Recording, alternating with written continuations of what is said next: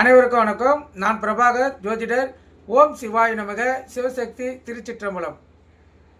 இன்று பிறந்த நாள் காணும் அனைவருக்கும் வாழ்த்துக்கள். இறைவனுடைய அருள் பரிபூர்ணமாக உங்களுக்கு கிடைக்கட்டும்.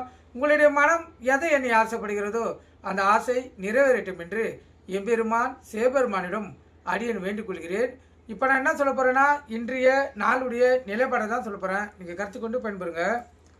விசுவாசி ஐப்பசி 18, இன்று செவ்வாய்க்கிழமை, ஆங்கில வருடம் நவம்பர் 4, 2025. இன்று இந்த கிரிவலம் செல்றவங்க பௌர்ணமி கிரிவலம் செல்லலாம், கருத்தில் கொள்ளுங்க. இன்று சமநோக்கு நாள். அப்படி இந்த கிரிவலம் செல்றவங்க இன்று இரவு 9:45 மறுநாள் காலை 7:45 மட்டும் அந்த கிரிவலத்தை தொடரலாம்.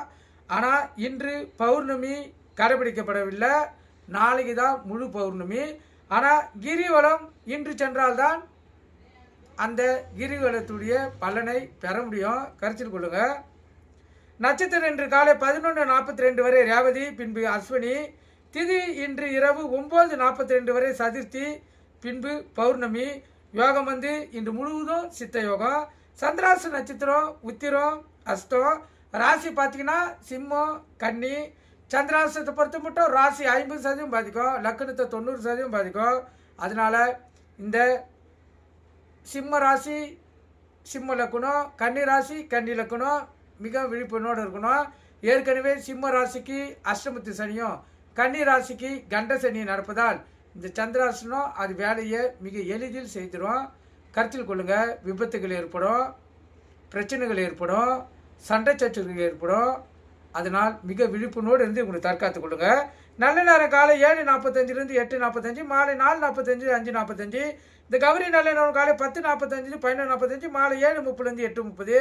இந்த கௌரி நல்ல நேரத்தில் புதுமண தம்பதியர்களுக்கு சாதி முகூர்த்தம் அமைப்பது, குழந்தை பாக்கி இல்லாதவர்கள் பயன்படுத்துவது, எந்த ஒரு நல்ல காரியத்துக்கும் இந்த கௌரி நல்ல நேரத்தை பயன்படுத்தினா வாழ்க்கையில் ஜெயிக்க முடியும். ராகுகாலம் மாலை 3 to 4:30, யமகண்டம் காலை 9 to 10:30, குளிகை மதியம் 12 to 1:30. குளிகைன்னா மாந்தி, மாந்தினா குளிகை. இந்த காலகட்டத்தில் எந்த ஒரு நல்ல காரியமும் கெட்ட காரியமும் செய்யக்கூடாது, தீவினை ஏற்படுத்தும். சூளம் வடக்கு. கோயிலுக்கு சென்றால் வடக்கு சைடு பார்த்து தான் இந்த கற்பூரமும் விளக்கை ஏற்றணும். அப்போ தான் உங்களுடைய கோரிக்கைகள் நிறைவேற்றப்படும். இன்று செவ்வாய்க்கிழமை என்பதால் செவ்வாய் பகவான் தான் ஓரநாதன், அவரே இன்றைய கதாநாயகன். செவ்வாய் வரை காலை 6 to 7, மதியம் 1 to 2, இரவு 8 to 9. இதுக்கு அடுத்து வர சூரிய வரும், அசுப வர. அதை தவிர்த்து அதுக்கு அடுத்து வர 3 வரை சுப வர வரும். புதன் வர, சுக்கிர வர, சந்திர வர. கருத்து கொண்டு பயன்பெறுங்க. நன்றி.